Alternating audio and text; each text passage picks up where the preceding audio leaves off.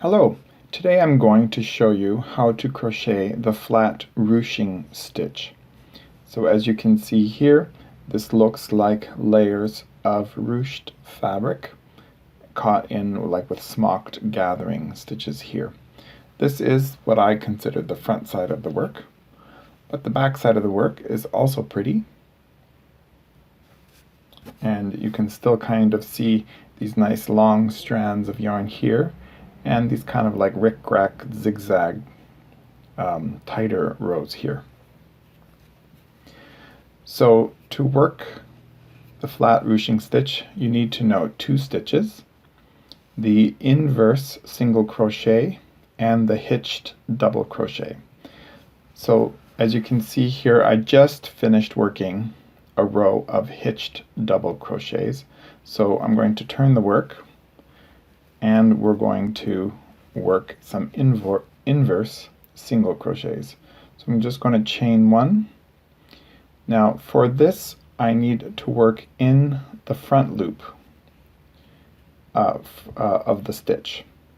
So I'm just going to rotate my work a little bit so I can see that front loop better. And for an inverse single crochet, the yarn needs to be in front of the hook.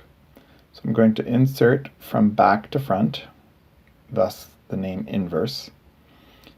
And then I'm going to I'm going to yarn under or hook over the yarn and draw through and bring up a loop. Then I'm going to do a normal yarn over and pull through the two stitches. And that is my inverse single crochet. So once again, yarn in front of the hook, go in the front loop only of the stitch that you're working into from the previous row, yarn under, draw through, rotate that hook. As you can see, I'm doing it really slowly, but I'm basically rotating that hook around, yarn over, and then I can tuck the chin of the hook through and make that one. So a third time, yarn in front of hook. If you want to put your finger on there to kind of hold it in place, that's fine. Then from back to front, go under the front loop only. Put the chin of the hook over the yarn, so it's basically a yarn under. As I'm drawing through, I'm rotating the hook a full turn, yarn over, and pull through. Okay, so the yarn I'm using in this swatch is Bamboo Pop, and it's 50% rayon made from bamboo and 50% cotton. So it gives it a nice sheen and an amazing drape. So I mean, if you can see how this fabric moves, that's because of the bamboo content in it. Okay, so I'm just going to finish this row and then come back and show you how to do the hitched double crochet.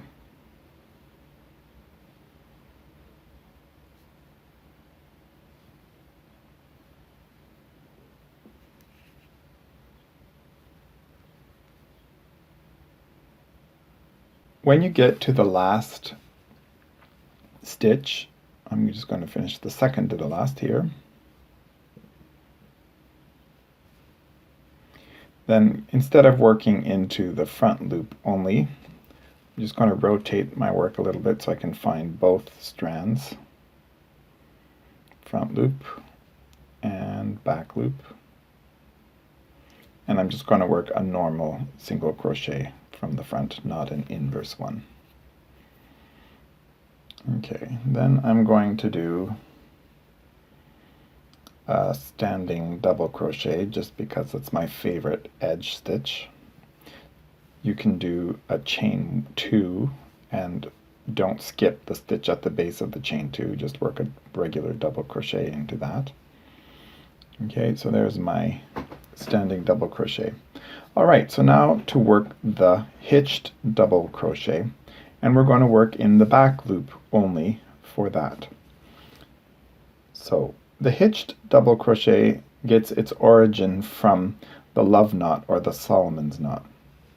So if you've ever worked a Solomon's knot, you open the loop quite a bit and you pinch the yarn and you pull a loop through, and then you go into that strand that you're holding with your fingers and you bring up a loop and then you make a single crochet. So that is a Solomon's knot, or a love knot it's called. So you open it up, pinch, grab, and then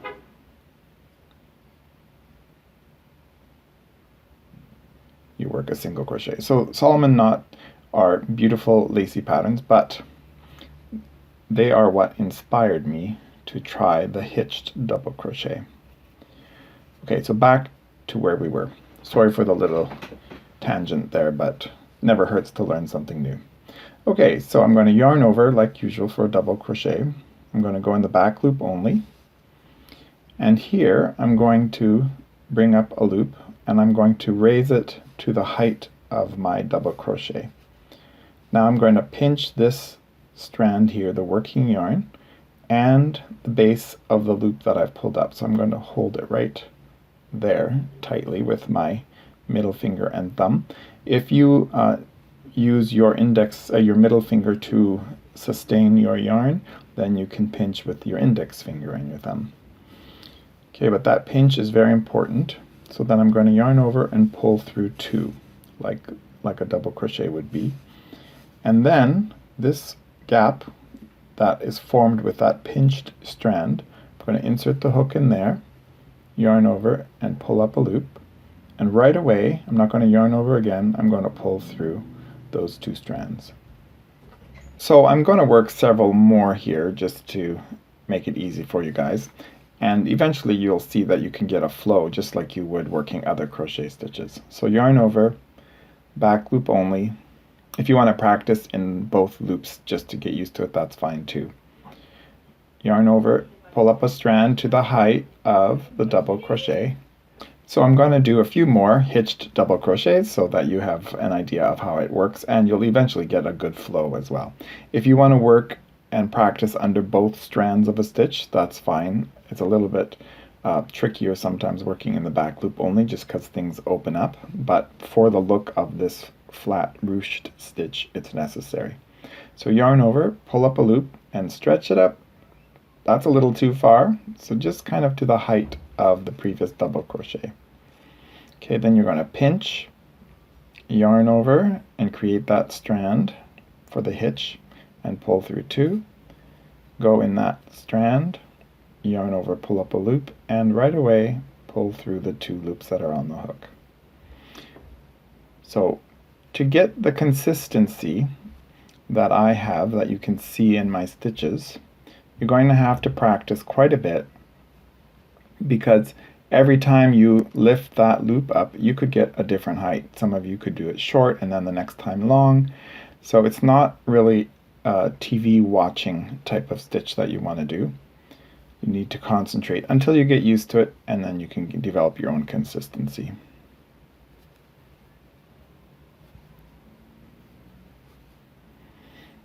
So yarn over, insert hook in the back loop, pull up to the height of a DC, pinch, yarn over, create that back strand for the hitch, go in there, yarn over, and pull through two right away. Now you can see that this yarn is a little bit splitty, but I also think it's what gives this fabric its beautiful characteristics of the ruching strands.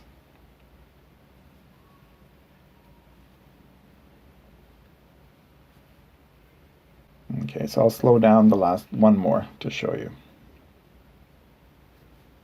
In the back loop, yarn over, pull up a loop and stretch it, pinch, yarn over, pull through the first two, insert the hook in that back strand for the hitch, yarn over, pull through, and pull through both loops on the hook. And that gives you, and you'll notice that they're very flexible and movable. This stitch is beautiful for washcloths because it untwists the yarn if you have a twisty cotton, and it makes it dry a lot faster. It's also good for garments because you can have a lot of drape, and if you make it out of a bamboo cotton blend like this, you'll have beautiful t-shirts and vests that you could work it with. And of course you could do it with wool as well, and it's nice and insulated. And you can see that the ruching opens up when you pull on it, but overall it keeps like nice layers. And the inverse single crochet creates these nice detailed ridges here, and working in the front loop and the back loop is very important for that look. So there, I hope you enjoy working the flat ruching stitch, and please share pictures of your progress.